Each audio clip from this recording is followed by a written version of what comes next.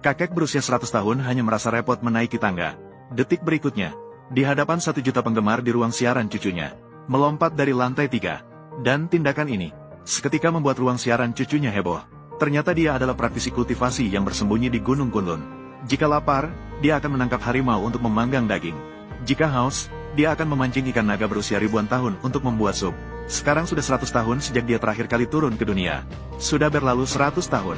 Kalau saja sensus penduduk kali ini tidak menemukannya, dia masih tidak tahu harus berlatih sampai kapan. Setelah melakukan penyelidikan, akhirnya ditemukan bahwa dia masih memiliki seorang cucu perempuan. Kemudian dia membawa kakek untuk menemui gadis itu. Menghadapi leluhur yang tiba-tiba muncul, gadis itu tampak bingung. Setelah perkenalan diri kakek, gadis itu mengetahui bahwa dia adalah buyutnya. Dia terpaksa menerima leluhur itu dengan terpaksa. Namun agar tidak menyakiti leluhur, dia memutuskan untuk menyewa rumah yang lebih besar besok. Leluhur mendengar kata-kata ini. Dia mengeluarkan sekumpulan sertifikat tanah dari saku.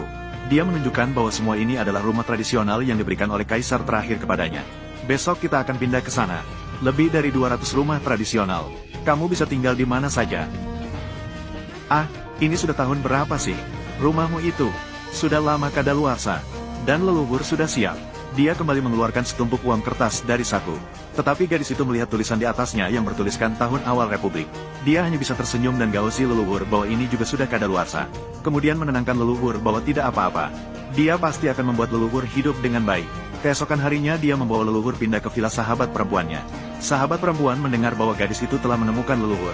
Dia tidak bisa tidak bertanya-tanya apakah leluhur benar-benar berusia 100 tahun. Siapa yang bilang, saya melihat kalender kuno. Itu membuatku ketakutan, saya bilang tidak mungkin. Jelas-jelas dia berusia 200 tahun. Sahabat perempuan langsung terkejut hingga tidak bisa berkata-kata.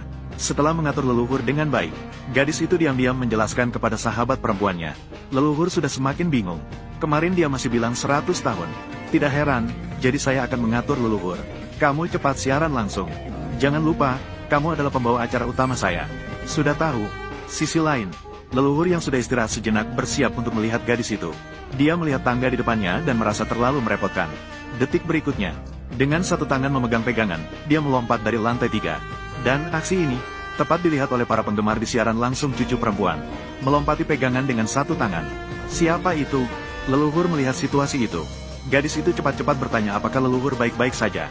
Leluhur hanya menyatakan dengan santai. Ketinggian semacam ini tidak ada apa-apanya. Gadis itu agak tidak percaya. Segera dia akan membawanya ke rumah sakit untuk diperiksa. Leluhur menggerakkan kakinya sedikit. Melihat gadis itu masih tidak percaya. Sambil berbicara, dia akan menunjukkan kepada gadis itu sekali lagi. Ah tidak. Saya percaya. Percaya. Kemudian gadis itu meminta leluhur